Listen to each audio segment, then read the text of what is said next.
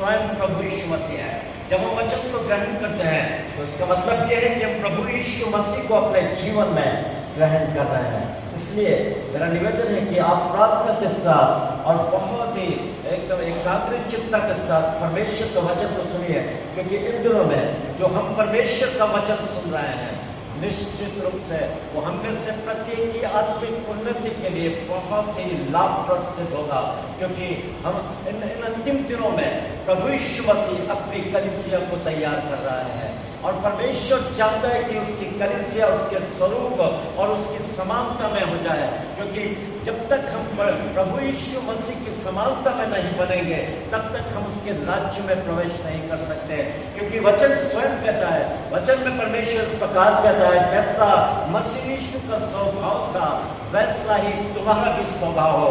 परमेश्वर मुझसे और आपसे कोई रिक्वेस्ट नहीं कर रहा है कि हमारा स्वभाव पर प्रभु यीशु मसीह के समान हो जाए तो अच्छा है, नहीं, प्रभु परमेश्वर कमांड कर रहा है, आज्ञा दे रहा है कि हमारा स्वभाव प्रभु यीशु मसीह के समान होना ही चाहिए। यदि हम में से हर एक स्वर्ग के राज्य में प्रवेश करना चाहते हैं, यदि आप चाहते हैं स्वर्ग के राज्य में आप प्रवेश करें, तो निश्चित रूप से हमें प्रभु यीशु मसीह के स्वभाव को अपने जीवन में लेना ही होगा। और यदि हमने प्रभु यीशु मसीह के स्वभाव को अपने जीवन में नहीं लिया तो मैं पूरे विश्वास के साथ कह सकता हूं कि हम परमेश्वर के राज्य से वंचित हो जाएंगे और ये सबसे ज्यादा दुखप्रद समय होगा। ये बहुत ऐसे घड़ी होगी जब हम बहुत पछताने से भी कुछ नहीं हाथ लगेगा। इसलिए बहुत जरूरी है कि हमें प्रभु के स्वभाव में परिवर्तित होना पड़ेगा। परंतु प्रभु के स्वभाव में हम किस प्रकार से परिवर्तित होते हैं, आज हम उसी को सीखने जा रहे हैं। कल हमने देखा था एक गधे की विशेषता, और वो एक दीनता का स्वभाव रखने वाला, एक परिश्रमी और परमेश्वर प्रभु यीशु मसीह के बोझ को उसने अपना बोझ बना लिया। इन तीन विशेषताओं को हमने गधे के स्वभाव में देखा, और परमेश्वर चाहता है उस गधे की विशेषता मेरे और आपके जीवन में आ जाए, क्योंकि जब तक हम गधे की उस विशेषता को अपने जीवन में नहीं ले लेते तब तक हम परमेश्वर की समानता और उसकी इच्छा के अनुरूप हम नहीं परिवर्तित हो सकते। कभी कभी हम सोचते हैं गधे का स्वभाव हम कैसे ले सकते हैं, गधा तो मूर्ख है और वो मूर्खता का प्रतीक है। परंतु मैं आपको ये बता देता हूँ, मनुष्य के सोचने और परमेश्वर के सोचने में और मनुष्य की गति और परमेश्वर की गति में आकाश और पृथ्वी का अंतर है। इसलिए परमेश्वर स्वयं कहता है, मैंने जगत के मूर्खों को चुन लिया है कि ज्ञानवानों को लज्जित करूं, मैंने जगत के निर्बलों को चुन लिया है कि बलवानों को लज्जित करूं, मैंने जगत के नीचों को और तुच्छों को और जो है भी नहीं उनको चुना है कि जो है उन्हें तुच्छ ठहराऊं, ताकि कोई प्राणी परमेश्वर के सम्मुख घमंड न कर सके। ये एक बहुत बड़ी बात परमेश्वर वचन के द्वारा मुझसे और आपसे कह रहा है। परमेश्वर ने किसी पढ़े लिखे या विद्वान या पीएचडी करने वाले या और किसी ज्ञानवान या साइंटिस्ट को अपनी महिमा के लिए नहीं चुना है। परमेश्वर ने मुझको और आपको, जो बिल्कुल एक अलग पढ़े हुए थे, हमें कोई खूबी नहीं थी, परमेश्वर ने हमको वहां से उठाया, अपनी संतान बनाया और हमको अपना बेटा बेटी होने का हक प्रदान करा। तो क्या ये नहीं चाहिए कि हम परमेश्वर की इच्छा को अपने जीवन में पूरा करें? क्या ये हम नहीं चाहते कि हम भी प्रभु को प्यार करने वाले हो जाएं? क्योंकि स्वयं परमेश्वर का वचन कहता है, तू प्रभु अपने परमेश्वर को अपने सारे मन, अपने सारे प्राण, अपने सारी बुद्धि और अपनी सारी शक्ति से प्रेम कर, क्योंकि इसके अलावा और कोई इससे आगे बढ़कर कोई आज्ञा नहीं है। सबसे बड़ी आज्ञा यह है, और आप जानते हैं इस आज्ञा में सारी आज्ञाएं पूरी हो जाती है और हमें निश्चित रूप से परमेश्वर की इस आज्ञा को पूरा करते हुए हमें और प्रभु में आगे बढ़ना होगा और परमेश्वर से मांगना होगा, परमेश्वर तू अपने स्वभाव में मुझको परिवर्तित कर। यहाँ पर हमने अभी दो वचन को हमने पढ़ा। पहला जो वचन हमने पढ़ा पुराने नियम से था और दूसरा वचन जो हमने पढ़ा वो नए नियम से था। अभी हम नए नियम के उस वचन के वचन पर मनन करने जा रहे हैं और वो वचन है लूका रचित सुसमाचार, उसका 19 अध्याय और 41 से 44 आया। लूका 19 41 से 44 आया। यानी यहां यूं लिखा है, जब वह निकट आया तो वो नगर को देखकर रोया। आप जानते हैं प्रभु यीशु मसीह एक लाजर की कब्र पर रोया था और हमें से प्रत्येक यही जानता है कि लाजर की कब्र पर प्रभु यीशु मसीह रोया। उसके बाद दूसरी चीज हम नहीं जानते, कितनी बार हमने पढ़ लिया होगा परंतु हमने इस चीज को नहीं जाना। परंतु यहां पर लिखा है जब वो निकट आया तो वो नगर को देखकर रोया और कहा क्या ही भला होगा कि तू इन दिनों में कुशल की बातें जानता, परंतु अब वो तेरी आंखों से छिप गई है। हमें कुशल की बातों को जानना है। कुशल की बातें क्या है? ये एक सबसे बड़ा साइन ऑफ इंटरप्रिटेशन है, एक प्रश्नवाचक चिन्ह है। क्या है वो कुशल की बातें जिनको जानना हमें आवश्यक है? नगर को देखकर रोया इसका मतलब यह नहीं है ईंट और पत्थरों की बिल्डिंग को देखकर रो रहा है, नहीं नहीं नहीं नहीं। वो अपने लोगों के स्वभाव, उनके चरित्र और उनमें फैले हुए भ्रष्टाचार और अपवित्रता को देखकर वो रो रहा है। आगे लिखा वो दिन आएंगे जब तेरे पैरी मोर्चा बांधकर तुझे घेर लेंगे और तुझे चारों ओर से घेर लेंगे और तुझे मिट्टी में मिलाएंगे और तुझ पर पत्थर भी ना छोड़ेंगे, क्योंकि तूने उस अवसर को जो तुझ पर दया करके तुझे दिया गया उसे तूने नहीं पहचाना। मैंने कल भी आपको कहा था वचन के अंदर लिखा है हे सोने वाले जाग और मुर्दों में से जी उठ, तो परमेश्वर की ज्योति तुझ पर चमकेगी। इसलिए ध्यान से देखो कि कैसे चाल चलते हो, निर्बुद्धियों की नहीं परंतु बुद्धिमानों की सी चाल चलो और अवसर को बहुमूल्य समझो क्योंकि दिन बुरे हैं। अवसर को बहुमूल्य समझो क्योंकि दिन बुरे हैं। ये अवसर जो आज हमको मिला है शायद कल हमको नहीं मिले, शायद कल बहुत देर हो चुकी होगी जब हम अवसर ढूंढने पर भी नहीं पाएंगे और हमारे पेरी अर्थात शैतान हमारे जीवन को, हमारे आत्मिक जीवन को बर्बाद और तहस नहस कर देगा और हम कुछ उसका बिगाड़ नहीं पाएंगे।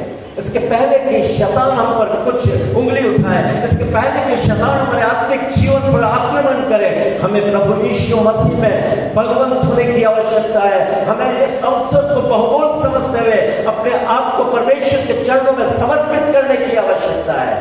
और यदि ऐसा नहीं किया तो ये मेरे और आपके आत्मिक उन्नति के लिए बहुत खतरा साबित हो सकता है। हम परमेश्वर के राज्य से वंचित हो सकते हैं। प्रभु यीशु मसीह एक बड़ी भविष्यवाणी कर रहा है। जब वो निकट आया तो नगर को देखकर रोया। मैंने आपको बता दिया नगर से उसका तात्पर्य परमेश्वर का वो भवन था जो सुलेमान ने बनाया था, जहां पर भ्रष्टाचार और पवित्रता की भरमार हो चुकी थी। लोग लेन देन कर रहे हैं, लोगों ने डाकुओं की खोज को बनाकर रख दिया है। सब प्रकार का भ्रष्टाचार और अपवित्रता उस भवन में भर चुकी है। प्रभु यीशु मसीह उसको देखकर रोया। क्यों? इसलिए कि उसके पिता ने उस भवन को अपना बड़ा नाम वहां रखकर पवित्र ठहराया था और परमेश्वर ने कहा था कि मेरा मन और मेरी आंखें नित्य यहां लगी रहेंगी। एक ऐसा भवन जहां परमेश्वर की उपस्थिति रहती थी उसको लोगों ने बर्बाद कर दिया था, अपवित्रता का गढ़ बना दिया था, एक डाकुओं की खो बनाकर रख दिया था। वहां पर प्रार्थना और आराधना के सिवाय क्या होता था? वहां पर व्यापार का केंद्र, व्यापार उसको बना दिया था। व्यापार वहां पर होने लगा, लेन देन होने लगा और जहां लेन देन और व्यापार होता है वहां सब प्रकार का करप्शन पाया जाता है। हमें सावधान रहने की जरूरत है। यहां पर नए नियम के अंदर यहाँ परमेश्वर का वचन कहता है, क्या तुम नहीं जानते कि तुम परमेश्वर का मंदिर हो और परमेश्वर का आत्मा तुम में वास करता है। जो परमेश्वर के मंदिर को नाश करेगा, परमेश्वर उसको नाश करेगा, क्योंकि परमेश्वर का मंदिर पवित्र है और वो तुम हो, और वो तुम हो। आज हमें अपने आप को चेक करने की जरूरत है। हम ऐसा नहीं सोचे कि उस भवन को देखकर प्रभु यीशु मसीह रोया, बस वहीं तक काफी हो गया। नहीं नहीं, आज वो मेरे और आपको देखकर रो रहा है, मेरे और आपके हृदय को देखकर वो रो रहा है, क्योंकि करप्शन की फैक्ट्री बन चुका है हमारा हृदय, जहां ईर्ष्या, द्वेष, जलन, अक्षमाशीलता, अपवित्रता पाई जाती है और इन बुराइयों का धड़ल्ले से उत्पादन हमारे हृदय के अंदर हो रहा है। हम अपने आप को चेक करें, हमारा हृदय कहीं पाप की फैक्ट्री तो नहीं बन चुका है, जहां अनगिनत पाप रोज उत्पन्न होते हैं। बुराइयां, गाली, अपवित्रता, यौन संबंध, गलत गलत चीजें, लालच, ईर्ष्या, द्वेष, जलन, अक्षमाशीलता, ये सारी चीजें हमें परमेश्वर के राज्य से वंचित कर देगी। यदि अभी भी हम अपने आप को नहीं सुधारा, यदि हम अभी भी अवसर को बहुमूल्य समझकर अपने आप को समर्पित नहीं करा, तो ये सारी चीजें हमारे आत्मिक जीवन की बर्बादी का कारण बन जाएगी और हमको आग और गंधक की झील के कगार पर ले जाकर खड़ा कर देगी और तब पछताने से भी कुछ नहीं होगा, क्योंकि वहां आपकी आवाज को सुनने वाला आपका उद्धार करता प्रभु यीशु मसीह नहीं होगा। आज वो समय है, आज वो समय है जब हम अपना जीवन परमेश्वर को दे दें। परमेश्वर चाहता है, परमेश्वर दोनों हाथ फैलाए हुए आपकी बाट देख रहा है। परमेश्वर चाहता है कि आप उसके निकट आ जाएं। परमेश्वर आज मुझको और आपको बुला रहा है, परंतु क्या हम परमेश्वर की आवाज सुन पा रहे हैं? वैष्णव वीक मनाना बहुत अच्छी बात है, वचन को सुनना बहुत अच्छी बात है, वचन पर मनन करके उसको अपने हृदय में लेना और उसके अनुसार चलना, ये सबसे अच्छी बात है। यही परमेश्वर मेरे और आपके जीवन से चाहता है। हमें परमेश्वर के प्रति बहुत ही सजग होने की जरूरत है। और यहां हम देखते हैं वो कुशल की बातें क्या है, वो कुशल की बातें क्या है जो हमको जानना है। और जब हमने उसको नहीं जाना तो बोले, उसमें लिखा है, तेरे बैरी मोर्चा बांधकर तुझे खेल लेंगे और तुझे चारों ओर से दबाएंगे और तुझ पर पत्थर न छोड़ेंगे, क्योंकि तूने वो अवसर जब तुझ पर कृपा दृष्टि की गई नहीं पहचाना। प्रभु यीशु मसीह ने भविष्यवाणी कर दी थी उस भवन के लिए जो सुलेमान के द्वारा बनाया गया था, जहां प्रभु यीशु मसीह रोज हमेशा आराधना के लिए जाया करता था, जहां वो वचन लोगों को सुनाता था, वही वो मंदिर नाश होने के कगार पर था। प्रभु यीशु मसीह ने स्वयं भविष्यवाणी करी, पत्थर भी तुझ पर न छोड़ेंगे, क्योंकि तेरे बैरी मोर्चा बांधकर तुझे घेर लेंगे। आप जानते हैं प्रभु यीशु मसीह के चले जाने के बाद यरूशलेम का वो भवन जो सुलेमान ने बनाया था, उसको शत्रुओं ने पूरी तरह से तहस नहस कर दिया। प्रभु यीशु मसीह की भविष्यवाणी के अनुसार यह हुआ, वे तुझको और तेरे बालकों को मिट्टी में मिलाएंगे, और यही हुआ। सारे यहूदियों को तितर बितर कर दिया गया और उनका अपना कोई देश नहीं रहा, कोई जर्मनी, कोई पोलैंड और कोई कहां, सब जगह तितर बितर हो गए। और आप जानते हैं जर्मनी में हिटलर के समय 60 लाख यहूदियों को गैस चैम्बर में डालकर पूरी तरह से नष्ट कर दिया गया, उनकी हत्या कर दी गई, पहरे में के साथ उनको मार डाला गया, क्योंकि प्रभु यीशु मसीह ने पहले ही कह दिया था। और ये ऐसा ही नहीं हुआ, परंतु उन्होंने खुद शाप अपने हाथ से मोल लिया, और यही कारण है कि उनको बहुत भारी नुकसान उठाना पड़ा। इसलिए जो कुछ हम बोलते हैं सोच समझ कर हम बोले। यहाँ पर हम देखते हैं महायाजक और याजक और तमाम वो यहूदी जो उनके आसपास घूमते थे, जब पिलातुस ने प्रभु यीशु मसीह के विषय में कहा, इस निर्दोष में मैं कोई दोष नहीं पाता कि ये क्रूस पर चढ़ाया जाए, यहूदियों ने कहा इसे क्रूस पर चढ़ाओ, इसे क्रूस पर चढ़ाओ। और तब पिलातुस ने अपने हाथ धो लिए, मैं इस बेगुनाह के लहू में निर्दोष हूं, मैं नहीं चाहता कि यह क्रूस पर चढ़ा दिया जाए, परंतु इसने अपने हाथ धो लिए, मैं इसमें बिल्कुल अपना हाथ नहीं डालना चाहता। तब यहूदियों ने क्या कहा मालूम, इसका खून हम पर और हमारी संतान पर पड़े। और यही हुआ, उसका खून उनकी संतानों पर पड़ा, उनके ऊपर पड़ा, और वे घर से बेघर हो गए और शत्रु ने उनको पूरी तरह से तबाह करके रख दिया।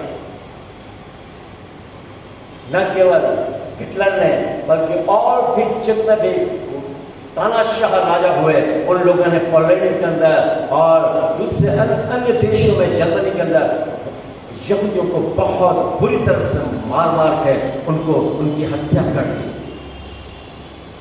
ये उनके पाप उन्हीं पर लौटा है। इसलिए कभी हम ऐसा ना करें कि अनशन अपने मुंह से बातें निकालें और प्रभु के विरुद्ध विद्रोही बन जाएं। परमेश्वर नहीं चाहता इन सब गलत कामों को हम करें, परंतु यहां पर हम देखते हैं उन्होंने अपने ही हाथों से एक बहुत भारी शाप को अपने ऊपर ले लिया, और प्रभु यीशु मसीह की यह भविष्यवाणी सही साबित हुई। आज जो इस्राएल देश है वो सेकंड वर्ल्ड वॉर के अंदर उनको वापस मिला, वो इसलिए क्योंकि प्रभु यीशु मसीह परमेश्वर का वचन इसके विषय में लिखा है, मैं उनको दूर दूर के देशों से वापस लेके आऊंगा और उनका एक देश होगा और वहां एकत्रित उनको मैं करूंगा। और प्रभु ने अपने वचन के अनुसार फिर से उनको एकत्रित करा। परमेश्वर ने उनको छोड़ा नहीं, उनको फिर से एकत्रित करा। आज परमेश्वर की निगाहें मुझ पर, आप पर लगी हुई है। पुराने नियम का इस्राएल आज मैं और आप हैं, इस्राएली जिनका पुराने नियम के अंदर वर्णन पाया जाता है, नए नियम के मैं और आप इस्राएली हैं। परमेश्वर मुझसे और आपसे आज आशा लगाए हुए है कि हम कहां हैं। भला होता कि तू कुशल की बातें जानता, परंतु अब वो तेरी आंखों से छिप गई है। कुशल की बातें मैं आपको बताता हूं, कुशल की बातें क्या है, और कुशल की बातों के विषय में इस प्रकार से भजन संहिता में लिखा है, हे मेरे नीति वचन 3 और उसका 1-2 में यदि आप पढ़ोगे वहां लिखा है, हे मेरे पुत्र मेरी शिक्षा को ना भूलना। उसके आगे लिखा है, अपने हृदय में मेरी आज्ञाओं को रखे रहना, क्योंकि ऐसा करने से तेरी आयु बढ़ेगी और तू अधिक कुशल से रहेगा। हे मेरे पुत्र मेरी शिक्षा को ना भूलना और अपने हृदय में मेरी आज्ञा को रखे रहना। क्या लिखा है? अपने हृदय में, तू अपने हृदय में मेरी आज्ञाओं को रखे रहना, इससे तेरी आयु बढ़ेगी और तू अधिक कुशल से रहेगा। यदि मैं और आप अपनी कुशलता को चाहते हैं, प्रभु यीशु ने बोला था ना, जब वो निकट आया तो नगर को देखकर रोया, उसने कहा, भला होता कि तू इन दिनों में कुशल की बातें जानता, परंतु अब वो तेरी आंखों से छिप गई है। निश्चित रूप से हमें कुशलता की बातें जानने की आवश्यकता है। कुशल हमारा तभी संभव है जब हम परमेश्वर की आज्ञाकारिता में चलते हुए उसकी इच्छा को हम पूरा कर सकें। यदि हम उसकी आज्ञाओं पर नहीं चलते और हम मसीह कहलाते हैं तो मसीह जीवन ये झूठा है, ये केवल नाम मात्र का मसीह जीवन है। नाम से हम निश्चित रूप से मसीह हैं, परंतु वास्तविकता यह है कि हमने परमेश्वर की संतान होने का हक नहीं प्राप्त किया है। आज्ञाकारिता, क्षमाशीलता, दीनता, पवित्रता, ये परमेश्वरीय गुण है, ये परमेश्वर के वो गुण है जो परमेश्वर आज आप में और मुझ में दिखना चाहता है। हम इसको कैसे हम इनको प्राप्त कर सकते हैं? सबसे पहली बात मैं बता देता हूं, हमें एक नए जीवन की शिक्षा चलना है। मुझे और आपको नया जीवन प्राप्त करने की बहुत आवश्यकता है। यदि आपने नया जीवन प्राप्त नहीं किया और आप अपने आप को मसीह कहते हैं, तो निश्चित रूप से सरकारी रजिस्टर्स में आपको चर्च के अंदर आपको मसीहियों की लिस्ट में शामिल किया जा सकता है, परंतु परमेश्वर के लिस्ट से आप अभी तक बाहर हैं। यदि आप चाहते हैं कि परमेश्वर की लिस्ट में आपका नाम जोड़ा जाए तो निश्चित रूप से बहुत ही जरूरी है कि आप नया जीवन प्राप्त करें। बिना नया जीवन के ये विशेषताएं जो मैं आपको सुना रहा हूं वो कभी हमारे हृदय में आ नहीं सकती। यदि ये सारी विशेषताएं मुझको और आपको चाहिए कि हमारे जीवन से ये विशेषताएं दिखाई दे तो हमें नया जीवन प्राप्त करना ही होगा। बहुत से ऐसे लोग हैं जो नया जीवन को नहीं जानते। नया जीवन क्या है? तो नया जीवन मैं आपको बताता हूं। यूहन्ना 30 अध्याय के अंदर प्रभु यीशु मसीह की मुलाकात किससे होती है? निकोदेमुस से। निकोदेमुस को कहता है, हे गुरु, जो काम ये तू करता है वो मैं जानता हूं कि परमेश्वर तेरे साथ है, इसलिए तू इन कामों को करता है। बड़े बड़े कामों को तूने करा है। निकोदेमुस कौन था? यहूदियों का सरदार था। वो रात में प्रभु यीशु मसीह के पास मिलने के लिए आया, क्योंकि दिन में याजक, महायाजक, फरीसी ये कोई प्रभु यीशु मसीह से नहीं मिलता था। एक उनका 36 का आंकड़ा था। बिल्कुल विरोधी थे वो लोग प्रभु यीशु मसीह के। परंतु निकोदेमुस ने प्रभु यीशु मसीह में कुछ देखा। वो रात में छुपते छिपाते मिलने आया और प्रभु यीशु मसीह से कहने लगा कि हे गुरु, ये जो तू काम करता है निश्चित रूप से मैं कह सकता हूं परमेश्वर तेरे साथ है, इसलिए तू इन कामों को कर सकता है। और हुआ ये, प्रभु यीशु मसीह ने इसका जवाब किया।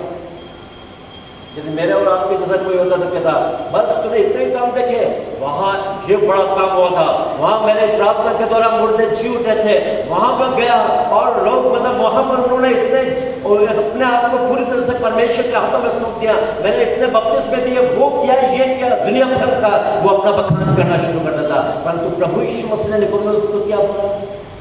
हे निकोदेमुस, मैं तुझसे सच सच कहता हूं, यदि तू नए सिरे से न जन्मे तो स्वर्ग के राज्य को देख नहीं सकता। प्रभु यीशु मसीह केवल निकोदेमुस को बुलाए, आज मुझको और आपको भी बोल रहा है।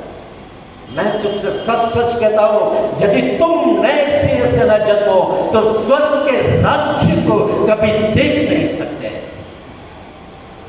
निकोदेमुस बहुत परेशान हो गया। वो मेरे और आपके समान था। उसने बोला, एक व्यक्ति यदि बूढ़ा हो गया तो फिर मां के गर्भ में जाकर दूसरी बार कैसे जन्म ले सकता है? निकोदेमुस यहूदियों का सरदार था, एक बड़ा मतलब उसकी औहदा था, शायद बिशप के समान वो एकदम ऊंचे पद के ऊपर होगा उस मंदिर में, परंतु वो उसको समझ में नहीं, उसके भेजे में बैठा नहीं कि नया जीवन क्या होता है। प्रभु यीशु ने उससे कहा, हे निकोदेमुस, तू यहूदियों का सरदार होके भी इन बातों को नहीं जानता। आज यही हालत हम में से बहुतों की हो सकती है। हमको पता नहीं नया जन्म क्या है। निकोदेमुस बेचारा वो यहूदियों का सरदार था, जब उसको तक पता नहीं था तो फिर मैं और आप कहां हैं? हमें जानना है, नया जन्म लेने की आवश्यकता है। फिर प्रभु यीशु मसीह ने कहा, हे निकोदेमुस, यदि तू जल और आत्मा से न जन्मे तो स्वर्ग के राज्य में प्रवेश नहीं कर सकता। आज बहुत जरूरी है कि हमें नया जीवन प्राप्त करना है। हमें अपने पापों से पश्चाताप कर परमेश्वर के चरणों में रो रो कर अपने आप को समर्पित करना है और परमेश्वर की संतान होने का हक प्राप्त करना है। आप बुढ़ाऊ पुत्र को देखो, डाकू को देखो जिसने अपना मन फिराया, उस पापिन स्त्री को देखो जिन्होंने नया जीवन पाया। आप उनके दृष्टांतों को पढ़कर आप समझ सकते हैं कि नया जीवन क्या है। नया जीवन बताने की मुझको कोई आवश्यकता नहीं होना चाहिए, क्योंकि यदि मैंने उसको बताना शुरू कर दिया मेरा वचन बिल्कुल अधूरा रह जाएगा। परंतु आप बाइबल में से पढ़ो कि नया जीवन क्या है। यदि नया जीवन आपने नहीं पाया, अब तक आपका मसीह जीवन अधूरा है, आपका संबंध परमेश्वर से है ही नहीं। हमें नया जीवन प्राप्त करना है। ये मैं नहीं बोल रहा हूं, बाइबल इस चीज को बता रही है। निकोदेमुस के उदाहरण को देखकर प्रभु यीशु मसीह आज मुझको और आपको कह रहा है, हमें नया जीवन प्राप्त करना है। जब हम नया जीवन प्राप्त करते हैं तब हमारा जो संबंध है परमेश्वर से एक बेटे और बेटी का संबंध होता है। और तब फिलिप्पुस उनके लिए लिखता है, अब तुम विदेशी और मुसाफिर नहीं रहे, परंतु पवित्र लोगों के संगी, स्वदेशी और परमेश्वर के घराने के हो गए हो।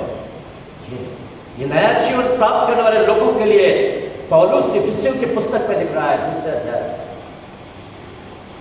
हमें नया जीवन प्राप्त करना है। आज क्यों लड़ाई झगड़ा, ईर्ष्या, द्वेष, अक्षमाशीलता की भावना हमारे जीवन में आती है और हम एक दूसरे से बहस करने लगते हैं, लड़ते झगड़ते, एक दूसरे की बुराई करते हैं। इसका मतलब यह है कि हमने अभी तक नया जीवन प्राप्त नहीं किया है, हमने परमेश्वर के संतान होने का अधिकार हमने प्राप्त नहीं किया। चाहे बिना नया जीवन प्राप्त किए हम परमेश्वर की कलीसिया और चर्च की सेवा कर सकते हैं, हम प्रचार भी कर सकते हैं, सब कुछ कर सकते हैं, परंतु उसके बावजूद हमारा संबंध परमेश्वर से कभी नहीं हो सकता। यदि एक बेटे और बेटी आपको परमेश्वर का बनना है तो मुझको और आपको नया जीवन प्राप्त करने की आवश्यकता है। और नया जीवन ही एकमात्र वो प्रक्रिया है जो आपको प्रभु के स्वभाव में बदलना शुरू करता है। जैसे ही आप नया जीवन प्राप्त करते हैं, आपके अंदर परमेश्वर का आत्मा एक परिवर्तन का कार्य शुरू कर देता है। आप फिर पहले जैसे नहीं रहेंगे। धीरे धीरे आपका क्रोधी स्वभाव, आपकी अक्षमाशीलता, ईर्ष्या, द्वेष और गलत संबंध अपने आप टूटते चलेंगे, क्योंकि आपने नया जीवन प्राप्त कर परमेश्वर के को अपना पिता ग्रहण किया है। और परमेश्वर पिता फिर आपके जीवन को बदलना शुरू करता है। वो तभी होगा जब आप अपने आप को परमेश्वर प्रभु यीशु मसीह के क्रूस के निकट अपने आप को समर्पित करके, अपने पापों से पश्चाताप करके, अपने आंसुओं को उसके चरणों में बहाएंगे। ऐसा हो नहीं सकता कि आप परमेश्वर के चरणों में अपने आंसुओं को बहाओ और परमेश्वर आपके पापों को देखकर आपको ठोकर मार दे। ऐसा कभी नहीं होगा, ऐसा नहीं हो सकता। परमेश्वर वो दयालु और क्षमाशील परमेश्वर है। वो एक ऐसा दयालु पिता है जो कभी भी पश्चातापी मन को ठुकराता नहीं, वरन दोनों बाहें फैलाकर वो मेरा और आपका स्वागत करने के लिए तैयार है। शर्त ये, चाहे तुम्हारे पाप लाही रंग के क्यों ना हो, वे हिम की नाई श्वेत हो जाएंगे। चाहे अधवानी रंग के क्यों ना हो, वो पर्व की नाई उजले हो जाएंगे। हमें निश्चित रूप से इन वचनों को याद रखना है। तेरे पापों को मैंने तुझसे उतना ही दूर कर दिया है जैसे उदया जल से अस्ताचल जितनी दूर है, मैंने तेरे पापों को तुझसे उतनी दूर कर दिया है। ये कब होगा? जब हम अपने पापों से पश्चाताप कर एक समर्पण तक का जीवन जिएंगे। और फिर हमारी संगति गलत लोगों के साथ नहीं रहेगी, हमारे जीवन में एक उत्सुकता होगी। हम परमेश्वर के साथ संगति करना सीखें। मैं परमेश्वर के सम्मुख जब आप 5-10 मिनट की प्रार्थना करते हो, अब आपको लगेगा मैं परमेश्वर के सम्मुख बैठा रहूं, उससे प्रार्थना कर दो, प्रभु मुझे अपने स्वभाव में परिवर्तित कर दे, मैं तेरे जैसा बनना चाहता हूं। प्रभु मुझ पर दया कर, मेरे तमाम गलतियों को मिटाकर मुझे तू अपने स्वभाव मुझको प्रदान कर। ये प्रार्थनाएं हमारे हृदय से तब निकलेगी जब हम नया जीवन प्राप्त करके परमेश्वर के चरणों में बैठना सीख जाएंगे। लिखा है ना, सावधान रहो क्योंकि बुरी संगति अच्छे चरित्र को बिगाड़ देती है। जब हम संगति हमारी गलत है तो हमारा चरित्र भी बिगड़ता चला जाएगा, परंतु अच्छी संगति बुरे चरित्र को सुधार सकती है। और अच्छी संगति कौन है? स्वयं परमेश्वर। परमेश्वर के साथ संगति ही एकमात्र उपाय है जो हमको परमेश्वर की समानता में परिवर्तित कर सकता है। इसलिए परमेश्वर का वचन पतरस के अंदर कहता है, जैसा तुम्हारा बुलाने वाला पवित्र है वैसे ही तुम भी अपने सारे चाल चलन में पवित्र बनो, क्योंकि लिखा है पवित्र बनो क्योंकि मैं पवित्र हूं। परमेश्वर कह रहा है, कमांड कर रहा है, आज्ञा दे रहा है। ऐसे ही आपको रिक्वेस्ट नहीं कर रहा है हाथ जोड़ के पवित्र बन जाओ तो अच्छा रहेगा, नहीं नहीं नहीं नहीं नहीं। परमेश्वर का वचन आपको कमांड कर रहा है, आज्ञा दे रहा है, जैसा तुम्हारा बुलाने वाला पवित्र है वैसे ही तुम भी अपने सारे चाल चलन में पवित्र बनो, क्योंकि लिखा है पवित्र बनो क्योंकि मैं पवित्र हूं। ये पवित्रता हमारे जीवन में कैसे आएगी? परमेश्वर के साथ जब हम संगति करने लगेंगे, परमेश्वर के साथ एक घनिष्ठ संगति हमें पवित्रता में परिवर्तित करती जाएगी। मैं आपको बताता हूं आज्ञाकारिता, सबसे पहला परमेश्वर कुशलता में क्या है? आज्ञाकारिता। आज्ञाकारिता परमेश्वर मेरे और आपके जीवन से क्या करता है? परमेश्वर मेरे और आपके जीवन से आज्ञा करते हैं। जब तक हम परमेश्वर में नहीं थे हम शैतान की गुलामी में थे। जब तक हम परमेश्वर में नहीं थे हम शैतान की गुलामी में हैं। इस्राएली लोग जब तक मिस्र से आजाद नहीं हुए तब तक किसकी गुलामी में थे? मिस्र के राजा फिरौन की गुलामी में थे। जब मूसा के द्वारा उनका छुटकारा हुआ, परमेश्वर ने मूसा के द्वारा उनका छुटकारा किया, तब वे फिरौन की गुलामी से आजाद होकर परमेश्वर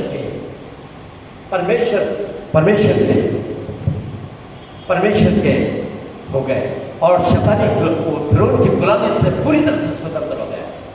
आज परमेश्वर हमको शैतान की गुलामी से आजादी दिलाना चाहता है, परंतु शर्त यह है वो हमारे जीवन में आज्ञाकारिता को देखना चाहता है। और आज्ञाकारिता की शुरुआत तब होगी जब आप नया जीवन प्राप्त करके परमेश्वर के चरणों में एक समर्पितता का जीवन व्यतीत करोगे। वो आपको आज्ञाकारी बनाएगा। हम चाहे लाख यत्न कर लें कि परमेश्वर की आज्ञाओं में मैं चलना चाहता हूं, 2 दिन चलोगे, 3 दिन चलोगे, 4 दिन चलोगे और 5वें दिन वो का वही वापस हो जाएगा। जैसे पहले थे वैसे ही आप हो जाओगे। परंतु नया जीवन हमको बदलने की सामर्थ्य रखता है, क्योंकि परमेश्वर का आत्मा एक सहायक के रूप में मुझको और आपको दिया गया है। वो हमारे जीवन में उस समय कार्य करने लगता है जब हम परमेश्वर की संतान होकर जीते हैं। पवित्र आत्मा हमको नया बदलता है, नई तरीके से नए रूप में परिवर्तन करता जाता है, अपनी पवित्रता को हमारे अंदर उंडेलता जाता है और हम परमेश्वर के जैसे बनने लगते हैं। धीरे धीरे हमारे अंदर वो परिवर्तन आता है, एकदम नहीं आएगा, धीरे धीरे वो परिवर्तन आता जाएगा और हम आज्ञाकारिता में चलने के लिए हमारा हृदय एक लालसा रखेगा, एक जुनून हमारे अंदर उत्पन्न होगा। परमेश्वर तू मुझे आज्ञाकारी बना। मैं इंसान हूं, बहुत बार परीक्षा में पढ़ जाता हूं, परंतु मैं जानता हूं कि तू मुझको आज्ञाकारिता के स्वभाव में परिवर्तित कर अपना बेटा और बेटी बनाकर मुझको तू रख सकता है। और जब हम परमेश्वर से ऐसा मांगेंगे, ऐसा हो नहीं सकता कि परमेश्वर हमको अपना आज्ञाकारी नहीं बनाए, वो हमको आज्ञाकारिता के रूप में देखना चाहता है, क्योंकि परमेश्वर की इच्छा है कि उसके संतान उसकी आज्ञाकारिता में चले। लिखा है ना पहला शमूएल उसका 15 अध्याय और उसकी 22 आयत में लिखा है, क्या यहोवा होम बलि और मेल बलि से उतना प्रसन्न होता है जितना कि कोई उसकी आज्ञाओं को माने? देख, मानना बलिदान चढ़ाने से और सुनना मेढ़ों की चर्बी से भी उत्तम है। परमेश्वर होम बलि और मेल बलि को उतना नहीं चाहता जितना कि ये कि तुम परमेश्वर की आज्ञाओं को मानो। परमेश्वर ने एक आज्ञाकारी बालक अपना बेटे और बेटी के रूप में देखना चाहता है। शमूएल ने ये शाऊल को बोला था और आज ये आयत मेरे और आपके लिए। आज हमारे दान और हमारी भेंटों से अधिक वो ये चाहता है कि मैं और आप उसकी आज्ञा के अनुसार चलें। परमेश्वर के वचन में जगह जगह आज्ञाकारिता के विषय में लिखा है। यहोशू बहुत ज्यादा विचलित था। क्यों? क्योंकि उसका स्वामी मूसा मर चुका था। वो एक जगह बैठ गया और बहुत ही उदास था। तब परमेश्वर वहां पर आकर यहोशू से कहने लगा, तू क्यों उदास बैठा हुआ है? उठ, जिस देश की प्रतिज्ञा मैंने इनके बाप दादों से की थी उस देश का अधिकारी तू इनको करेगा। परमेश्वर का वचन उसको कहता है, परंतु शर्त है परमेश्वर की, ऐसे नहीं,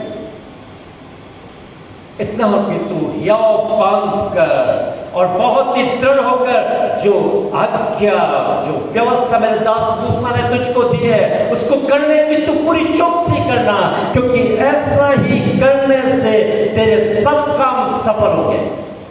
व्यवस्था क्या है? आज्ञा है, परमेश्वर की आज्ञा है। इतना हो कि तू हियाव पाकर और बहुत ही दृढ़ होकर जो व्यवस्था मेरे दास मूसा ने तुझको दी है, उसको मानने की तू पूरी चौकसी करना, क्योंकि ऐसा ही करने से तेरे सब काम सफल होंगे और तू प्रभावशाली होगा। व्यवस्था की ये पुस्तक तेरे चित्त से कभी उतरने न पाए, इसी में दिन रात ध्यान दिए रहना, इसलिए कि जो कुछ उसमें लिखा है उसको मानने की तू पूरी चौकसी करे, क्योंकि ऐसा ही करने से तेरे सब काम सफल होंगे और तू प्रभावशाली होगा। जब हम परमेश्वर की आज्ञाकारिता में चलते हैं, परमेश्वर पूरी तरह से हमारे हर कार्य में सफलता देने के लिए हमारे आगे आगे चलने लगता है। बिना आज्ञाकारिता के हम परमेश्वर को कभी प्रसन्न नहीं कर सकते। हमें आज्ञाकारिता के लिए परमेश्वर से मांगना है, परमेश्वर के साथ एक घनिष्ठ संगति को कायम करना है। उसका स्वभाव, उसके साथ घनिष्ठ संगति ही हमारे जीवन को बदलने की ताकत रखती है। जैसी संगति वैसा आपका स्वभाव होगा। बुरे की संगति करोगे तो बुरे बनोगे, परंतु यदि परमेश्वर के साथ संगति करना शुरू कर दिया तो यह आपके लिए सबसे बड़ा सौभाग्यशाली समय होगा, क्योंकि आप चाहे दुनिया की नजर में आप बेवकूफ गिने जाएं, हो सकता है लोग आपको मूर्ख कहें, हो सकता है गधे के समान आपको दुत्कार दें, परंतु परमेश्वर की आज्ञाकारिता को पूरा करने के लिए जब अपने आप को आप समर्पित करते हैं तो आपका नाम जीवन की पुस्तक में परमेश्वर स्वयं लिख देता है। और जब आप इस दुनिया से कूच करोगे, परमेश्वर अपनी दोनों बाहें फैलाकर आपको पूरी तरह से अपना स्वागत करने के लिए, आपका स्वागत करने के लिए तैयार रहेगा। वो तभी संभव है क्या हम उसकी आज्ञाकारिता में चल रहे हैं। मसीह तो हम हैं, यह ठीक है। आज्ञाकारिता जब तक हमारे जीवन में नहीं आएगी, हम परमेश्वर को कभी प्रसन्न नहीं करेंगे। दिखा है ना वचन के अंदर मूसा को परमेश्वर क्या बोलता है, जब बहुत सारी बीमारियां यदि तू अपने परमेश्वर यहोवा का वचन तन मन से सुने और जो उसकी दृष्टि में ठीक हो वही करे और उसकी आज्ञाओं पर कान लगाए और उसकी विधियों को माने, तो जो रोग मैंने मिस्रियों पर भेजे थे उनमें से एक भी रोग मैं तुझ पर ना भेजूंगा, क्योंकि मैं तुम्हारा चंगा करने वाला परमेश्वर हूं। हालेलुया। आप रोगों से बचना चाहते हैं ना? कोरोना आ गया, कितने लोग चले गए, कितनी बड़ी बड़ी बीमारियां इस दुनिया में अभी भी फैल रही है। आप चाहते हैं सभी से बचना, तो आपको यही करना है। आपको करना है, यदि तू अपने परमेश्वर यहोवा का वचन तन मन से सुने और जो उसकी दृष्टि में ठीक हो वही करे और उसकी आज्ञाओं पर कान लगाए और उसकी विधियों को माने, तो जो रोग मैंने मिस्रियों पर भेजे थे उनमें से एक भी रोग मैं तुझ पर न भेजूंगा, क्योंकि मैं तुम्हारा चंगा करने वाला परमेश्वर हूं।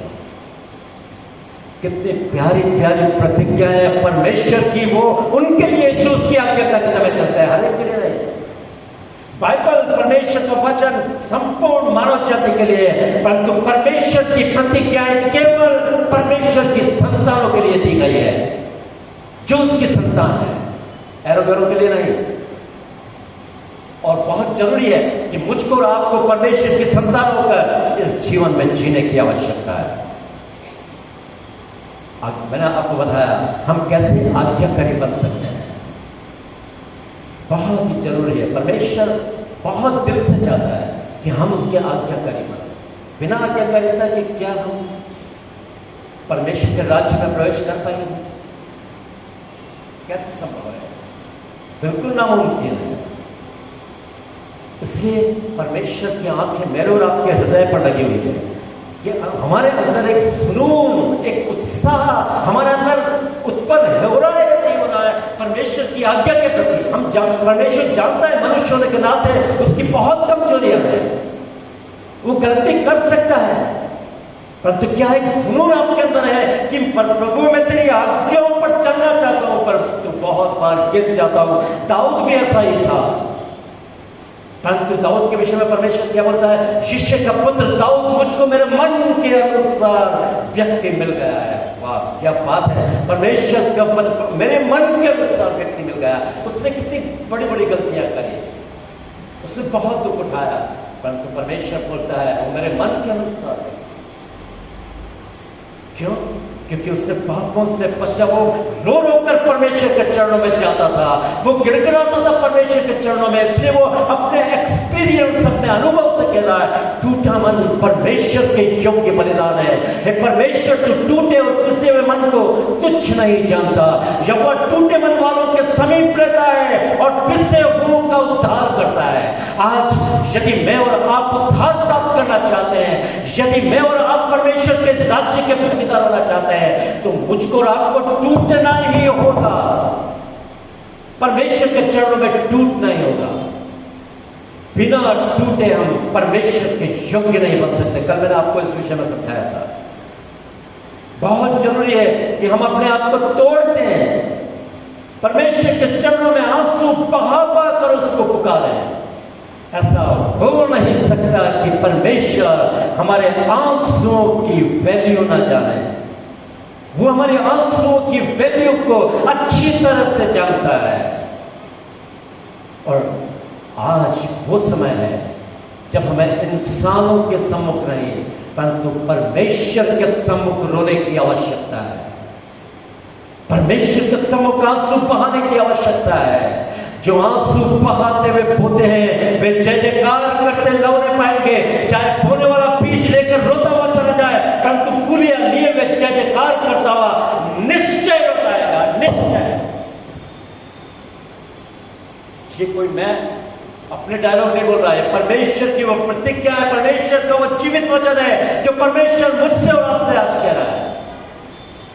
परमेश्वर को टूटा मन चाहिए, वो टूटे हुओं को बनाने वाला परमेश्वर है, वो फिट अनफिट को फिट करने वाला परमेश्वर है, अयोग्य को योग्य बनाने वाला परमेश्वर है। शर्त यह कि हम अपनी अयोग्यताओं को परमेश्वर के चरणों में रख दें, परमेश्वर तो मुझे योग्य बना, बहुत जरूरी है। उसके बाद फिर हम देखते हैं परमेश्वर मेरे और आपके जीवन से क्या चाहता है, आज्ञाकारिता। उसके बाद दूसरा क्षमाशीलता। क्षमाशीलता कितना मुश्किल है, न तो हम क्षमा किसी को कर सकते हैं और न ही किसी से क्षमा मांग सकते हैं, बहुत मुश्किल होती है। क्षमा मांगने में भी बहुत मुश्किल होती है और क्षमा करने में भी बहुत मुश्किल होती है। इसलिए ऐसा क्यों होता है? क्योंकि आज भी हम शैतान के बंधन में जकड़े हुए हैं और वो नहीं चाहता, शैतान नहीं चाहता कभी भी इन चीजों को, परंतु ये प्रभु यीशु मसीह का आज्ञा है, परमेश्वर की आज्ञा है। हमें क्षमाशील स्वभाव का होना बहुत आवश्यक है। देखा है प्रभु यीशु मसीह ने प्रभु की प्रार्थना में क्या सिखाया था? जिस तरह हमने अपने अपराधियों को क्षमा किया है, वैसे ही तू भी हमारे अपराधों को क्षमा कर। प्रार्थना रोज करते हैं, रोज बिना रुके बिना नागा और धनाधन इस प्रार्थना को बोलते हैं, परंतु क्या कभी हमने अपराधियों को क्षमा किया? हम अपने आप को देखें, चेक करें। मैं कोई दोष नहीं लगा रहा, परंतु चेक करो अपने आप को, क्या आपने अपने अपराधियों को क्षमा किया है?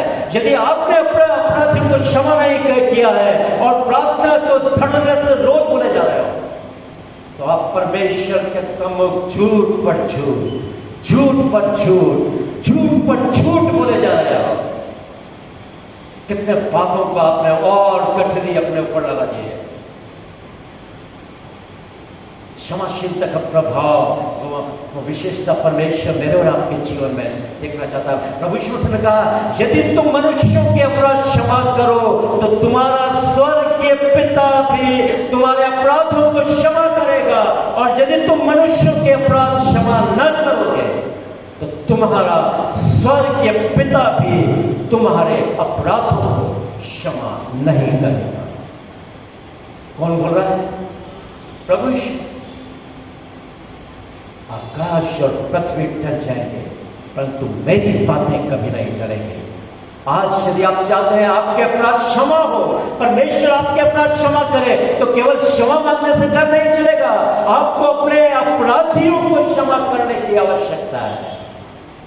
और जिसके विरुद्ध अपने पाप किया उससे क्षमा मांगने की जरूरत है, क्योंकि मेरा परमेश्वर, आपका परमेश्वर हमारे जीवन से यही चाहता है। ये प्रैक्टिकल संदेश है, कोई ऐसे ही नहीं, फॉर्मल संदेश नहीं है। ये आपको अपने जीवन में लेने की जरूरत है यदि आप स्वर्ग में जाना चाहते हैं। आपके अपराध क्षमा ही नहीं होंगे तो आप कैसे स्वर्ग में जाओगे? पास्टर साहब तो आपको बोल देंगे जब प्रभु यीशु मसीह आएगा तो हम एक साथ मिलेंगे, कोई खाक मिलेंगे एक साथ। यदि अपराध क्षमा ही नहीं करे, आपने प्रभु की आज्ञाओं पर नहीं चले, तो क्या एक साथ मिलेंगे हम? नहीं होगा कभी भी। परंतु क्या करें, पास्टर्स लोगों की मजबूरी होती है, वो बोलते हैं, नहीं बोले तो कलीसिया से नाराज हो जाएंगे। शराबी मरेगा तो भी बोलते हैं, नशे करने वाला मरेगा तो भी, यही डायलॉग शुरू हो जाता है। परंतु इस विषय में पास्टर भी झूठ पर झूठ बोले जाते हैं। परंतु अब क्या कर सकते हैं, मैं इस विषय में और जाना चाहता है कि, परंतु ये हमको सोचने की जरूरत है। मुझे और आपको बदलने की आवश्यकता है। हम बदलेंगे नहीं तो कुछ हमारा हो नहीं सकता। परमेश्वर ऐसे ही हमको स्वर्ग के राज्य में लेके नहीं जाएगा। प्रभु यीशु मसीह ने तो पहले ही वार्न कर रखा है, सकेत मार्ग से प्रवेश करो, क्योंकि चौड़ा है वो फाटक और चाकर है वो मार्ग जो विनाश को जाता है, और बहुत देर उसमें प्रवेश करते हैं। समझ रहा है ना क्या बोला प्रभु यीशु मसीह? सकेत है वो फाटक और सकड़ा है वो मार्ग जो जीवन को जाता है, और बहुत थोड़े हैं जो उसे पाते हैं। इसलिए हमें उस चौड़े फाटक और चाकल मार्ग से सावधान। चौड़ा फाटक चाकल मार्ग क्या होता है? संसार और सांसारिकता की अभिलाषाएं, शरीर और शरीर की अभिलाषाएं, शैतान किसी चाल चलने के लिए शैतान के आगे समर्पण था। ये वो चौड़ा मार्ग है जिसमें सांसारिक आनंद तो भरपूर है, परंतु आत्मिकता बिल्कुल कतई नहीं है। आपको संसार में रहते आप मजा उड़ा सकते हो, परंतु वो भी शैतान आपको ऐसा दबोच लेगा ना, आपको पूरी तरह से आपके जीवन को बर्बाद कर देगा। इसलिए चाहिए ये कि हम सकेत मार्ग पर चढ़ना शुरू करते हैं, ताकि सकेत हो फाटक और सकड़ा हो मार्ग जो जीवन को जाता है, और थोड़े हैं जो उसे पाते हैं। यहां पर हम देखते हैं, उसके बाद फिर हम देखते हैं आगे क्षमाशीलता। प्रभु यीशु मसीह ने क्या बोला था?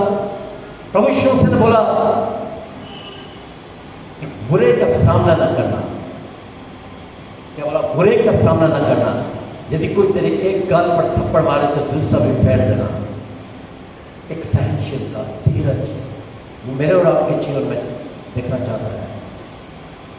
उसने क्या कहा? लिखा था, दांत के बदले दांत और आंख के बदले आंख, पर मैं तुमसे कहता हूं बुरे का सामना न करना, परंतु जो तेरे एक गाल पर थप्पड़ मारे उसे दूसरा भी फेंक देना। फिर प्रभु यीशु मसीह कहता है, लिखा है, कहा गया था कि अपने बैरियों से बैर रखो और अपने पड़ोसी से प्रेम। तो मैं तुमसे ये कहता हूँ, अपने बैरियों से प्रेम रखो और अपने सताने वालों के लिए प्रार्थना करो, ताकि तुम अपने स्वर्ग के पिता के संतान ठहरो। आप जानते हो क्या बोल रहा है प्रभु यीशु मसीह? इसलिए ताकि तुम अपने स्वर्ग के पिता के संतान ठहरो, क्योंकि तुम्हारा स्वर्ग के पिता भी बुरे और भले दोनों पर अपना सूर्य उदय करता है, और अधर्मी और धर्मी दोनों पर मेघ बरसाता है। यदि तुम अपने ही लोगों को नमस्कार करो तो तुम में और अन्य जातियों में क्या फर्क है? इसलिए चाहिए कि सिद्ध बनो जैसा तुम्हारा स्वर्ग के पिता सिद्ध है। हमें सिद्धता की ओर आगे बढ़ने के लिए परमेश्वर कहता है, सिद्धता एक महाबलिदान को बताती है। हमें अपने आप को पूरी तरह से नीचे करना होगा, प्रभु को ऊपर उठाना होगा। ये परमेश्वर का वचन प्रभु यीशु मसीह ने केवल उपदेश नहीं दिया है। जब उसको क्रूस पर काट पर ठोक दिया गया था, लोग उसका ठट्टा और मजाक उड़ा रहे थे, लोग उस पर दाने कस रहे थे, लोगों ने उसके ऊपर बातों से उसको बेइज्जत किया। क्रूस पर पहला वचन उसने क्या बोला? हे पिता, इन्हें क्षमा कर, क्योंकि ये जानते नहीं कि क्या कर रहे हैं। हे पिता, इन्हें क्षमा कर, क्योंकि ये जानते नहीं कि क्या कर रहे हैं। क्या मैं और आप ऐसा कर सकते हैं? हमें ऐसा करने के लिए परमेश्वर के साथ एक घनिष्ठ संबंध बनाने की आवश्यकता है। बिना परमेश्वर के साथ संगति आपके स्वभाव को कभी परिवर्तित नहीं कर सकती। परमेश्वर की संगति ही आपको परमेश्वर के समान बना देगी। प्रभु यीशु मसीह अपने पिता के साथ संगति करता था। वो पहाड़ों पर चला जाता, रात रात भर वो दुआ और प्रार्थना में बैठता था। मेरा भोजन ये है कि मैं अपने भेजने वाले की इच्छा के अनुसार चलूं और उसके कार्य को मैं पूरा करूं। ये एक समर्पण था अपने पिता की आज्ञा के प्रति। आज मुझे अपने आप को समर्पित करना होगा। हम सभी को अपने आप को समर्पित करना होगा। नहीं तो हमारा पैशन वीक बनाना तो बिल्कुल बेकार हो जाएगा। चाहे हम कितना भी पैशन वीक बना रहे, फ्राइडे 40 दिन को उपवास कर रहे, परंतु आदतें यदि हमारी नहीं बदलती, यदि हम पहले थे जैसे के जैसे ही हैं, तो ये हमारे लिए एक बड़ा खतरा साबित हो सकता है। हम सोचते होंगे कि हम स्वर्ग में जाएंगे, परंतु जब आप आग और गंधक के उस नर्क के कगार के पास आप अपने आप को देखोगे, तो उससे बड़ा दुख और क्या होगा। क्योंकि जब तक नया जीवन प्राप्त करके परमेश्वर के स्वभाव में हम परिवर्तित होने के लिए अपने आप को समर्पित नहीं करते, तब तक परमेश्वर के साथ हमारा संबंध कभी हो नहीं सकता। क्षमाशीलता, हमने दो चीजें देखी, आज्ञाकारिता, क्षमाशीलता। इसके बाद फिर मैं आपको बताता हूं, परमेश्वर मेरे और आपके जीवन में दीनता को देखना चाहता है। ये सारे स्वभाव किसके हैं मालूम है ना? प्रभु यीशु मसीह के। परमेश्वर के स्वभाव है क्षमाशीलता, आज्ञाकारिता। प्रभु यीशु मसीह आज्ञाकारी रहा ना। दीनता, प्रभु यीशु मसीह दीन बना। मुझको और आपको दीन बनने की आवश्यकता। दीनता क्या चीज है? दीनता ही वो चीज है जो नया जीवन हमको देती है। यदि हम परमेश्वर के चरणों में दीन होकर अपने पापों से पश्चाताप करके परमेश्वर को जब पुकारते हैं, वो ये सबसे बड़ी दीनता जिसके विषय में प्रभु यीशु मसीह कहता है, धन्य है वे जो मन के दीन है, क्योंकि स्वर्ग का राज्य उन्हीं का है। परमेश्वर के चरणों में समर्पणता ये हमारी दीनता को बताती है। परमेश्वर के सम्मुख दीन बनो तो वो तुम्हें शिरोमणि बनाएगा। हालेलुया। यह है परमेश्वर की विशेषता। आज पूरे संसार में उग्रता, अक्षमाशीलता, क्रोध, बदला और ये तमाम चीजें ऐसे बढ़ रही है मानो शैतान पूरे जोरावर की तरह उठ खड़ा हुआ है और वो परमेश्वर के लोगों को दबाना चाहता है और परमेश्वर के लोगों को बताना चाहता है दीनता, क्षमाशीलता ये सब मूर्खता की बातें हैं। जब तक तुम ईंट का जवाब पत्थर से नहीं दोगे तब तक इस दुनिया में तुम जी नहीं सकते। अरे ये दुनिया मेरा और आपका घर नहीं है। हमारा घर वो सिय्योन देश है जहां का राजा स्वयं प्रभु यीशु मसीह है और जिसने कहा दीन बनो तो मैं तुम्हें शिरोमणि बनाऊंगा। परमेश्वर के राज्य में हम शिरोमणि तभी बनेंगे जब दीनता का स्वभाव मेरे और आपके अंदर होगा। यदि मेरी प्रजा के लोग यदि मेरी प्रजा के लोग जो मेरे कहलाते हैं दीन होकर मुझसे प्रार्थना करें और मेरे दर्शन के खोजी होकर अपनी बुरी चाल से फिरे तो मैं स्वर्ग में से उनकी सुनकर उनके पाप को क्षमा करूंगा और उनके देश को ज्यों का त्यों कर दूंगा। देश का मतलब जीवन, हमारे जीवन को ज्यों का त्यों कर देगा। परमेश्वर की प्रतिज्ञा है दीन बनना मेरे और आपके लिए बहुत जरूरी है। परमेश्वर अभिमानियों का सामना करता है परंतु दीनों पर वह अनुग्रह करता है। इसलिए परमेश्वर के बलवंत हाथों के नीचे दीनता से रहो ताकि वो उचित समय पर तुमको बढ़ाए। उचित समय पर तुमको बढ़ा। ये परमेश्वर की प्रतिज्ञा है। हमें ये प्रतिज्ञा तभी हमारे जीवन में सार्थक सिद्ध होगी जब हम उसकी आज्ञाकारिता में चलते उसकी आज्ञाओं को फॉलो करेंगे। नहीं तो नहीं होगा। कल गधे की विशेषताओं को मैंने बताया, वो क्या है? वो परमेश्वर के स्वयं की विशेषता है, प्रभु यीशु मसीह की विशेषता है। उसने अपने पिता को अपने ऊपर ले लिया। मेरा भोजन ये कि मैं अपने भेजने वाले की इच्छा के अनुसार चलूं और उसके कार्य को पूरा करूं। ये खुद स्वयं प्रभु यीशु मसीह की विशेषता है, उसके जीवन की। और जैसा मसीह यीशु का स्वभाव था वैसा ही परमेश्वर मेरे स्वभाव को देखना चाहता है। आखिर बात मैं आपको बोल रहा हूं, पवित्रता मेरे और आपके जीवन के लिए बहुत जरूरी है। मैंने आपको अभी बीच में इस चीज को मैंने बता भी दिया कि पवित्रता परमेश्वर मेरे और आपके जीवन से चाहता है। क्या लिखा है मालूम आपको पवित्रता के विषय में? सबसे मेल मिलाप रखने और उस पवित्रता के खोजी हो जिसके बगैर प्रभु को कोई कदापि नहीं देखेगा। सुन लो आप, ये सारी चीजें मैंने जो बताई ना, ये परमेश्वर के राज्य में एंटर होने के लिए ये क्वालिफिकेशन हमारे अंदर होनी चाहिए। नहीं तो नहीं। सीधा सा मैं अपनी ओर से नहीं बोल रहा हूं, परमेश्वर का वचन इब्रानियों में लिखा है, आप चाहे तो पढ़ लेना 12 अध्याय का। सबसे मेल मिलाप रखने और उस पवित्रता के खोजियो जिसके बगैर कोई प्रभु को कदापि नहीं देखेगा। सवाल खत्म। पवित्रता मेरे और आपके लिए कितनी जरूरी है आप स्वयं समझ जाइए। जैसा तुम्हारा बुलाने वाला पवित्र है वैसा ही तुम भी अपने सारे चाल चलन में पवित्र बनो, क्योंकि लिखा है पवित्र बनो क्योंकि मैं पवित्र हूं।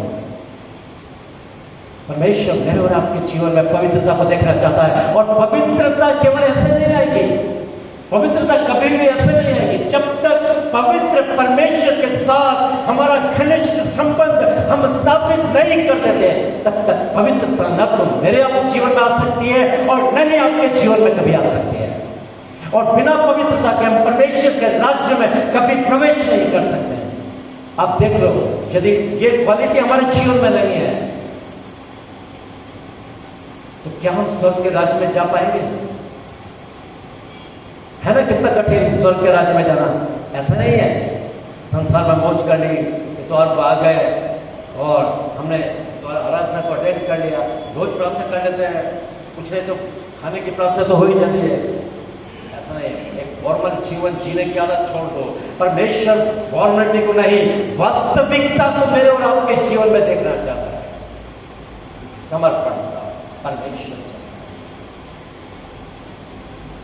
ये जो वचन कोई आपको बोलेगा नहीं, इस प्रकार की डायरेक्ट हिट करने वाला वचन केवल परमेश्वर मुझको और आपको देता है। ये परमेश्वर का जीवित वचन है जो डायरेक्ट हमको हिट कर रहा है, डायरेक्ट हमसे बातचीत कर रहा है। इसलिए मैंने पहले बोल दिया था, परमेश्वर का वचन जीवित, प्रबल और हर एक दो-धारी तलवार से भी चोखा है। दो-धारी तलवार जो इधर से भी काटती है, इधर से भी काटती है और सामने से भी ठोक देती है, तीन तरफा पार करती है। परमेश्वर का वचन दो-धारी तलवार से भी चोखा है जो गांठ और कूदे को वार पार छीनता है और मन की भावना और विचारों को जांचता है। जब परमेश्वर का वचन हमारे पास आता है तब हम अपने आप को बहुत हमें नम्र बनाने की जरूरत है। आज तुम यदि परमेश्वर का वचन सुनो तो आप अपने आप को कठोर न करना जैसा इस्राएलियों ने मस्सा और मरीबा में किया और वे नाश हो गए। यदि किसी के कान हो तो वो सुन ले कि आत्मा कलीसियाओं से क्या कहता। इन अंतिम दिनों में हमें अवसर को बहुमूल्य समझते हुए हमें जीवन बिताने की आवश्यकता है। अवसर को हमें बहुमूल्य समझना है और हमें अपने आप को परमेश्वर के चरणों में समर्पित करने की आवश्यकता है। मैं आपको बता दूं, एक छोटा सा दृष्टांत देता हूं, किस प्रकार हम परमेश्वर की समानता में हो सकते हैं, किस प्रकार हम परमेश्वर की पवित्रता को पा सकते हैं, किस प्रकार हमें परमेश्वर के ये गुण जो हमने अभी सुने, क्षमाशीलता, आज्ञाकारिता, दीनता, पवित्रता, ये हमारे अंदर कैसे आ सकते हैं। मैं आपको एक छोटा सा दृष्टांत देता हूँ। वो दृष्टांत निश्चित रूप से आपके जीवन से जरूर बातचीत करेगा। क्योंकि बाइबल में इस चीज को भी बताया गया, सावधान रहो क्योंकि बुरी संगति अच्छे चरित्र को बिगाड़ देती है। परंतु ये भी बाइबल इस चीज को स्पष्ट करती है, अच्छी संगति बुरे चरित्र को सुधार सकती है और अच्छा चरित्र केवल परमेश्वर है। एक बार क्या हुआ, एक जॉनी नाम का एक लड़का था। मैंने बहुत बार इस चीज को बताया गया होगा, परंतु एक बार फिर से मैं आपको बताना चाहता हूँ। एक जॉनी नाम का एक लड़का था, वो बिल्कुल अकेला रहता था, परमेश्वर का भय मानने वाला था, परमेश्वर से बहुत प्यार करता था। परंतु उसके घर में कोई नहीं था, उसकी शादी भी नहीं थी, अकेला था, माँ बाप भी नहीं थे, और वो ड्यूटी पर जाता, फिर घर पर आता तो अपने आप को अकेलापन महसूस करता था। वो केवल परमेश्वर की संगति में बैठ जाता। तो उसने सोचा कि मैं एक बाजार से तोता लेके आऊँगा। तोता का मतलब जानते हो ना, पैरट, एक पक्षी होता है ना, मिट्टू जिसको बोलते हैं, आप समझ गए होंगे। तो वो मैं लेके आऊँगा और उसको मैं कुछ बोलना सिखाऊंगा और उससे कहूँगा बोलो जीसस जीसस जीसस। तो कितना मजा आएगा। वो रोज सुबह जीसस जीसस बोलेगा तो मेरा आनंद से मेरा मन हट जाएगा और मैं उसको बोलना सिखाऊंगा praise the lord Johnny, praise the Lord. जब वो बोलेगा जॉनी प्रेज द लॉर्ड तो मानो मेरा तो खुशी का ठिकाना नहीं रहेगा। वो मन ही मन में ऐसी कल्पना कर रहा है और उसने सोचा आज मैं जाकर लेके आता हूँ। और वो एक पक्षी वाले के पास गया और वहां से एक तोते को लेके आया। बड़ा अच्छा सा तोता था एक, और उसने कहा, और वहां से पिंजरा भी लेके आया, खाने के लिए उसकी कच्ची केरियां और आम वाम और ये सब लेके आ गया, जो तोते को पसंद होता है, अमरूद सब लेके आया। और सुंदर सा उसका एक पिंजरा था, उसमें उसको लेकर वो आया और अपने घर में रखा और वो उस तोते से बातचीत करने लगा। अब उसकी पढ़ाई शुरू हो गई। अब तोते को सिखाने का काम जॉनी ने शुरू करा और जॉनी ने बोला बोलो जॉनी प्रेज द लॉर्ड। तोते को बोल रहा है जॉनी प्रेज द लॉर्ड। तोता थोड़ी देर तक खामोश रहा, फिर उसने बोला बोलो जीसस जीसस जीसस। तोता अब भी खामोश था, परंतु फिर जॉनी बोला बोलो जॉनी प्रेज द लॉर्ड। तोता जो था अचानक बोल उठा यू शट अप इडियट। उसने क्या बोला? You shut up idiot. Johnny को तो मानो काटो तो खून नहीं है। वो समझ नहीं पा रहा है कि मेरे कान खराब हो गए या ये तोता ही कुछ ऐसा है। फिर उसने बोला बोलो जॉनी प्रेज द लॉर्ड। तोता बोला you shut up idiot. Johnny बहुत निराश हो गया, परंतु जॉनी ने हियाव नहीं छोड़ा। वो उसको सिखाता रहा, परंतु तोता इतना ढीठ था कि वो शब्द उसके मुंह से निकल नहीं पा रहा। एक दिन जॉनी को बहुत गुस्सा आ गया। वो परमेश्वर से प्रार्थना करने लगा, परमेश्वर मैंने क्या इच्छा करी थी, मैं इसको क्या सिखाऊंगा, परंतु ये क्या है, मैं आज इसको वापस देने जा रहा हूँ। और वो उसी तोते वाले के पास गया और बोला ये तोता आप कृपया कर अपने पास रखो, मुझको पैसा भी नहीं चाहिए, कुछ भी नहीं चाहिए, आप अपने पास रखो। उस तोते वाले ने बोला क्या हुआ, क्या है तुम बोलो तो सही।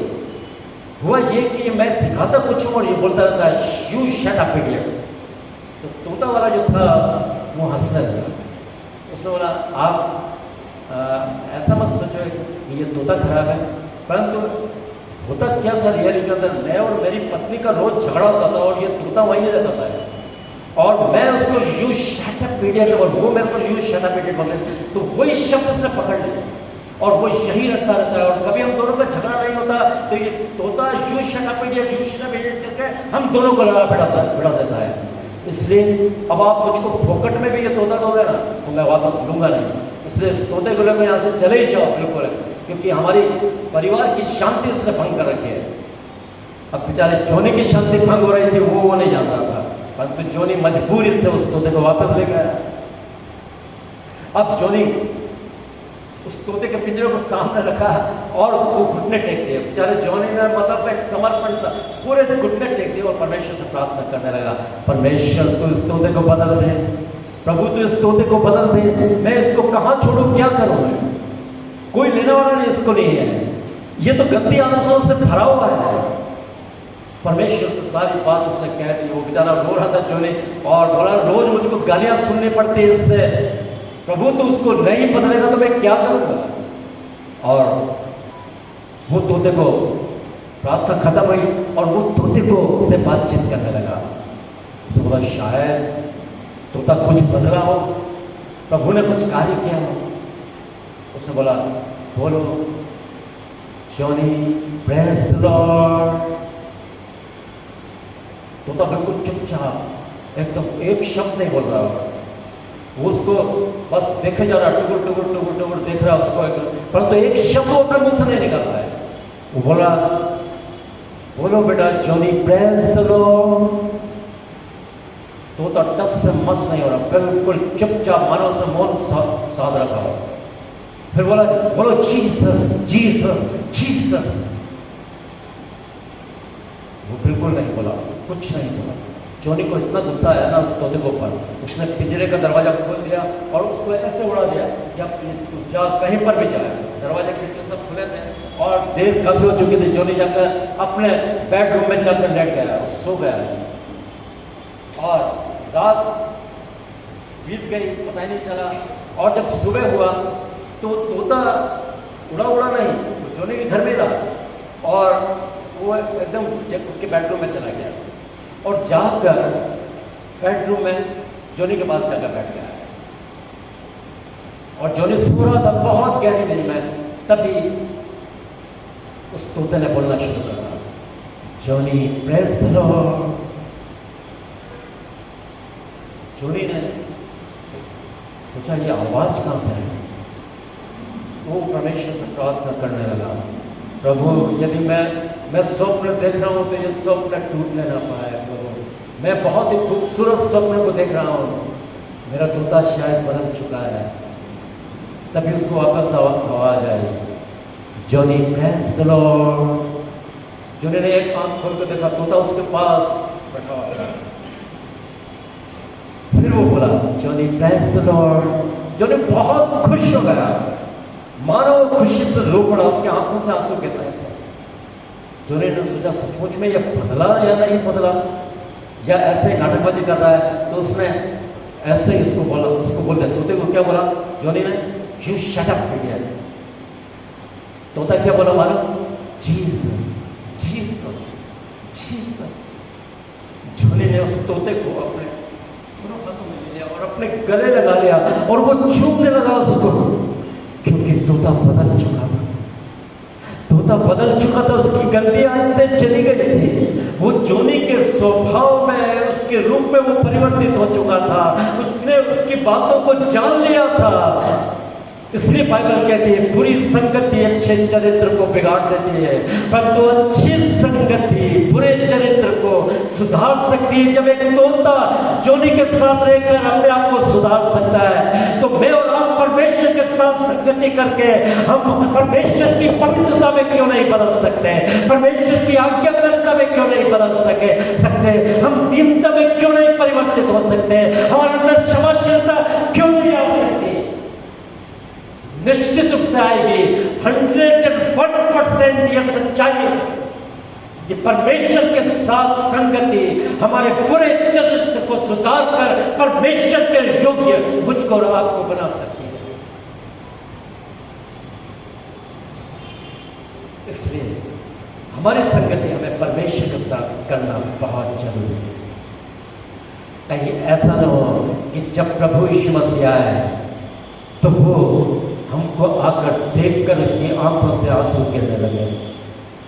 जब वो निकट आया तो नगर को देखकर रोया और कहा भला होता कि तू इन दिनों में कुशल की बातें जानता, परंतु अब वो तेरी आंखों से छिप गई है।